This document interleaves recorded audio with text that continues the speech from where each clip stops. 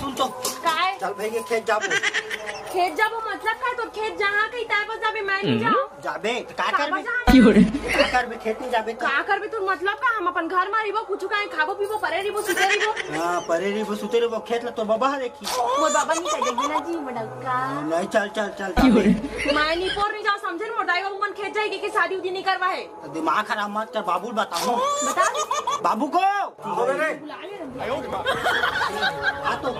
का हो गए देखने को खेत नहीं जाऊं कहा हम तो काबर जाबो ना हम जाबो करत हो देख काय कहा जा तो दो पहले वो बाहर खेता के सबो धन के खेत खाना दो तक नगर बजन धर के जा कहूं मोए बजा बेटा हां मैं नहीं जाऊंगा जाही तबे जाऊं काबर मोर हिजा करके से जाना अपन एकल अच्छा और दूसरा तीरन और तो अनपढ़ तीरन शादी कर लेते तो वो बेचारी चल लेती होशियारी मत मार समझे ना अनपढ़ का शादी कर लेते करके खुद तो अनपढ़ हवा ले भाई के बेटा रहन दे रे ये पढ़े लिखे कहां चाहिए बेटा ये हरे नहीं